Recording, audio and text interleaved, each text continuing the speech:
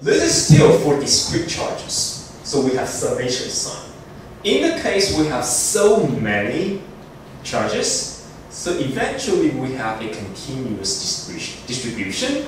Then we can change the integration sign to integration sign, summation sign to the integration sign. Okay? So now we have rho, charge density, multiplied by the electric potential, and then we perform the volume integration. But still, you have to divide by 2 because you're always double counting. Okay? So now let's take a look at one particular example. So somehow, in space, we have a uniformly charged sphere. So the charge density at any location is the same. So basically it's a constant, right? Now we want to find out the electric energy being stored in this charged sphere. That's weird, right? In the past, we talked about charges, but we don't really look into that type of problem as energy being stored. But now you understand. If you want to have lots of charges in space, that is telling you it is acting like a capacitor, because in the process of assembling that charged sphere, you actually have to devote work. Okay? So with the presence of that charged sphere, it's a way of saying, hey, I have energy. Alright? So try to appreciate the fact. I mean, everything we see is a form of energy. Okay? Alright, so the first, we're going to look at the same problem using 2 different perspectives. First, I'm going to walk you through when we assemble this charged sphere with a radius of b, we are trying to assemble in a way it's a layer by layer method. Okay? So we can deposit a thin layer of spherical shell with a differential thickness of dr onto the previous sphere. So eventually it grows up to reach the radius of b. Okay, so this is called the layer by layer assembly method. Right? In another sense, I can view the problem as, well, initially I have this smaller sphere with a radius of r, and now I add another thin shell of charges and cover it, right? So that now r is plus dr. So the sphere is getting bigger, right? So I can analyze the amount of energy required to assemble each shell onto the sphere. So if I integrate all the way the radius from 0 to b, I know the total amount of energy being stored or required to assemble this sphere. Right? So for each layer, for each differential layer represented by this checkerboard blue shell, each differential layer needs this amount of energy. The charge contained in that thin shell multiplied by the potential it needs to overcome. Okay? But that's easy because to properly describe this, the volume of this shell is 4 pi r squared, the surface, and multiplied by dr, and therefore you have the volume for that thin shell and multiplied by rho, because now we're fortunate. The charge density is uniform. Okay? So we have have the proper expression for dQr, the total amount of charge enclosed by that thin shell. But EVR is simple, right? We already know that because we are trying to work against the potential of this green charged sphere. So this is actually Gauss's law, right? QR. QR means the charge, the total charge contained in this green sphere. So you only have to know its volume. Well, the volume is 3/3 pi r cubed rho. Okay. So therefore, for each thin shell, we need to devote this amount of work. Okay? And now we only have to perform integration from 0 to b. And that's it. Simple and straightforward. So the answer is quite complicated. 4 pi rho squared b to the 5th power divided by 15 and epsilon 0. Okay. So this is working in a layer by layer assembling approach. But the same problem can also be, the results can be derived by using this generic expression. Because in the end, we want to use this developed expression, right? The total energy is 1 divided by 2 integration of rho times the potential, and we perform the value integration. How can we use this formula? Well, the layer by layer approach is straightforward in making physical sense, right? But this equation is also simple and elegant, but to use it, you have to be very careful.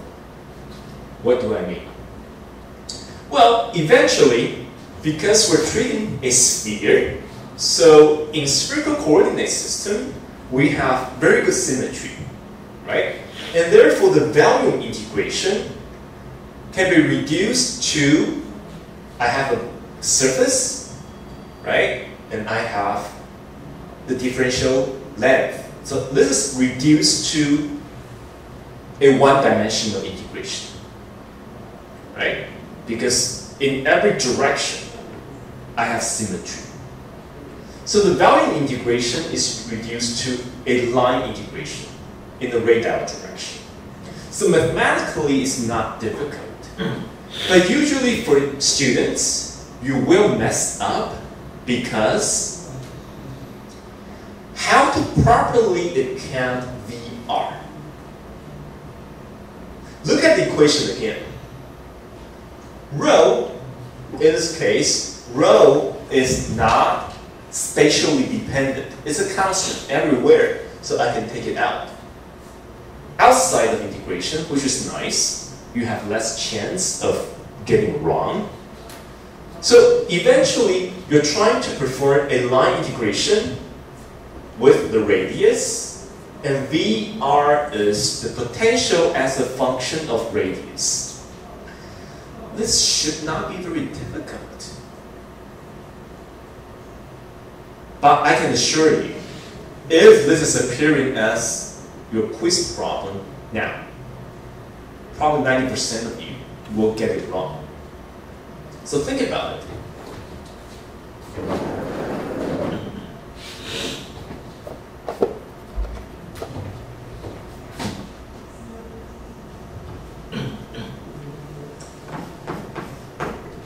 If we only have one single charge, we know that V is Q divided by 4 pi epsilon 0 r, right? Simple, straightforward. We went over it many times. But now the fact is, I have a sphere of charges. Meaning, this charge distribution is having a finite size, right? And therefore, when I deal with V of R, in this case, it's different as compared to the single charge potential. Because here, you don't really care about the size of the charge. But here, you have to concern about the size. The size is big. For a single point, you don't care about its size. Okay? So therefore, this V of R needs to be analyzed carefully. You have to divide it into two particular regions. One is when you are outside. Right? So when you are outside of this charged sphere, no matter where you are, the total amount of charge remains constant. Okay? So when you're outside, Q total is a constant.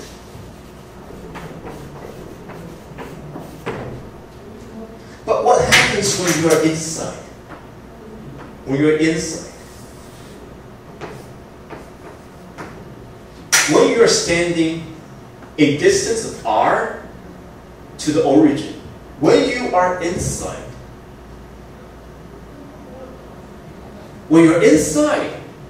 the charge of this yellow sphere is actually radius dependent, right? So you have to take this consideration into account. Of course, we know that voltage potential is just the negative line integration of E field. And in this case, we're lucky. E field is only in the radial direction, so we perform a line integration in the radial direction. But now we have two parts, right? This is essentially saying when we use Gauss's law to find the E field intensity when you are outside, the total amount of charge enclosed is a constant. It is not a parameter of the distance, right? When you're outside,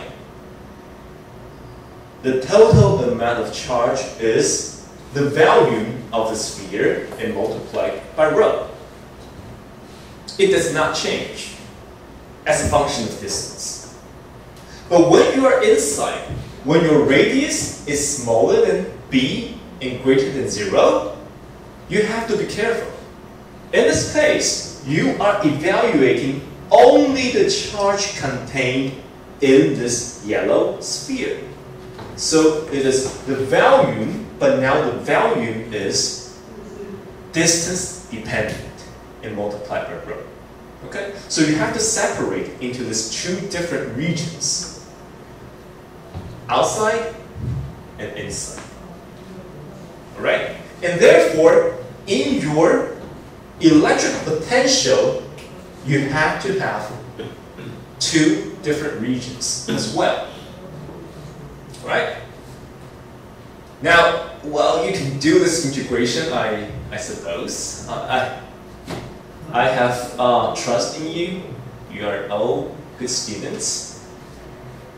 Well, it's very messy, but in the end, the result is the same. As compared to the previous viewpoint, we assemble this sphere layer by layer. It has to be the same, right? The two results has to be the same. But what I'm trying to convey is, while using this equation, right, you have a continuous distribution. You don't care about where the charge is coming from, and you don't care about the sequence, which one's coming first, which one's the next. It's fine. You can use this equation. And you have to remember 1 divided by 2. You double count, so that's one fact. And the second fact is, usually you have to ask yourselves, you're trying to find out the potential as a function of space. And you get that result by finding the E field. But the E field, you like to invoke Gauss's law. But to properly invoke Gauss's law, you have to have a very clear mind. Do you need to break the problem into different regions? And therefore, you can have a proper formulation of the amount of charge being enclosed. Right? So let me repeat. For this simple case, when you're outside, no matter how far away, no matter how big your Gaussian surface is, once you're outside, the total amount of charge enclosed by this Gaussian surface is a constant. But when you walk inside of the sphere, right, then this is distance, and you form this Gaussian sphere, the amount of charge enclosed by this Gaussian sphere is now spatially dependent. Okay? So you have to divide the analysis into two different regions. Right? But, I mean, you get the same result. Alright, we have covered that charges are capable of storing electric energy. What about fields? I mean, field lines are invisible, or charges are visible, if your eyes are good enough. And charges produce field lines. So is it possible that even the invisible field lines also contain energy? Well, we start with this same equation, right? But when we look at it, this is saying, I mean, mathematically, this is saying, if you want to have electric energy, you have to have charge distribution, right? Right? If rho is 0, that means between you and me, we don't have charges. Does that mean we don't have energy? Having 0 charge means 0 energy. Well, it seems like that. But now you have learned. I mean, we talked about the flux density, D, a new vector field. How is D formulated? Do you still remember this one? Divergence of D equals to the free charge density, right? So we are free. Now that we know whenever we have free charge, we produce flux density. So we can write down this rho as divergence of D, while V remains unchanged. Okay? So this is moving forward, telling you, well, maybe we don't need the existence of charge really being there, but in some space, the field lines the charge generates also is a form of energy, right? So we don't know, we don't have the adequate mathematical skill to perform the integration of a vector field performed after divergence and multiplied by a scalar field. We don't. So this is the point where we would like to introduce a vector identity. What we have is the black one, right? We have a scalar potential multiplied by the divergence of a vector field, and that is equal to the divergence of the scalar field multiplied by the vector field, and minus, I move this one to the left, and minus the vector field, making a dot product with the gradient of the scalar field. Okay? So this is a well-known vector identity, which means electric energy, initially we have this black term, and we perform the value integration. But now we can change it, and it equals to these two value integrations. Right? This is through vector identity. They must be equal.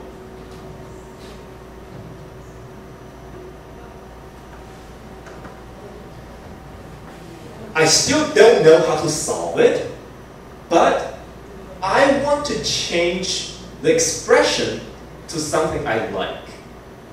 Remember, I'm trying to find the electrostatic energy stored in fields. So somehow I'm looking at a way to change the potentials charges to field quantities. Field quantities means D and E, right? So take a good look. I mean, which one can I change to field quantity? Gradient of V, right? If you still remember, negative grad V is E field intensity, right? So I replaced negative grad V to E. So when you look at this new expression, well, this is something I like. So this brown portion is telling me, oh, even at its spatial regions where I only have field lines, it is also having some kind of energy. Right? E and D, these are really just having fields. So in a spatial region without having a particular charge, you can still calculate its energy. Okay. What about the first one? The first contribution, well, the potential multiplied by the vector field flux density, but now is having a closed surface integration.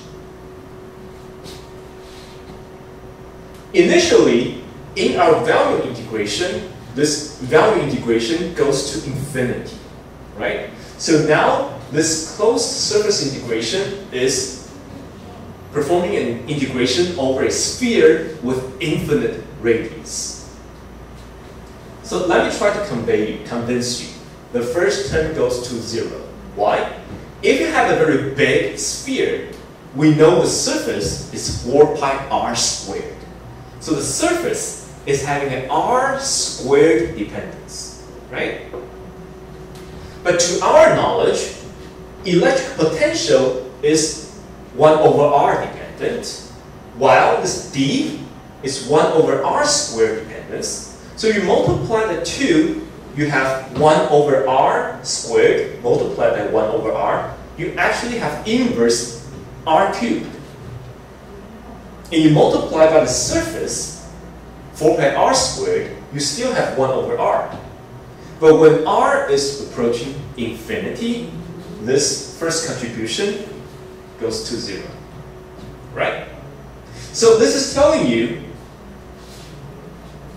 if we have the proper expression for the field,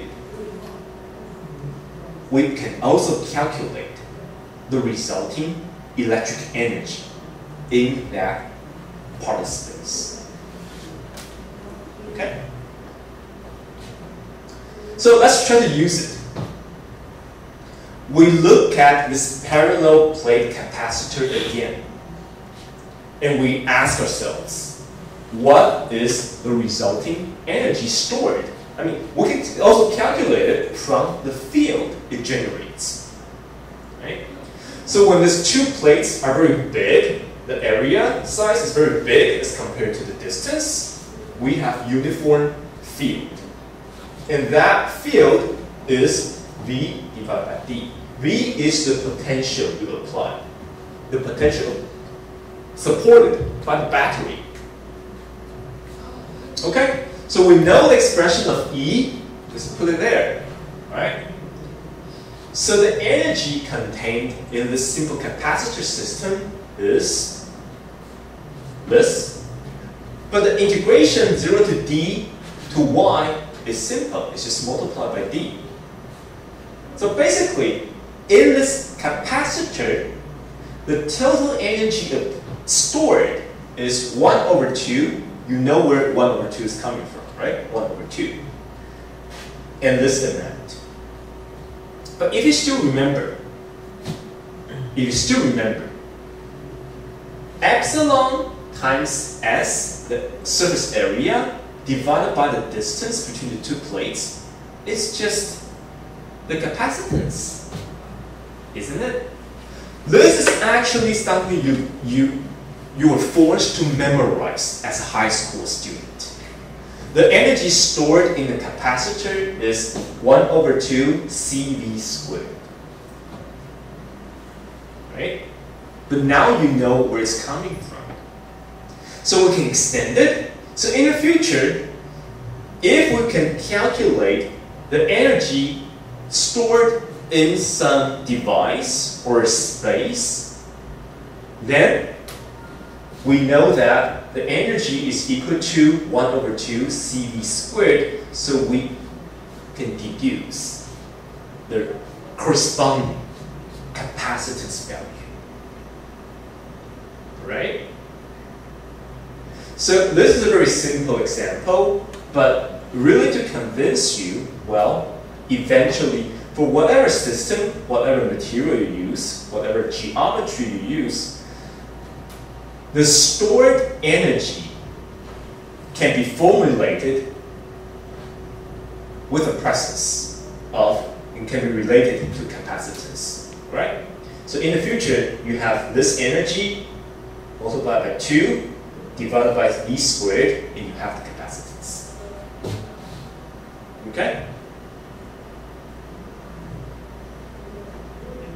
So with that, I formally close the session for static electric field.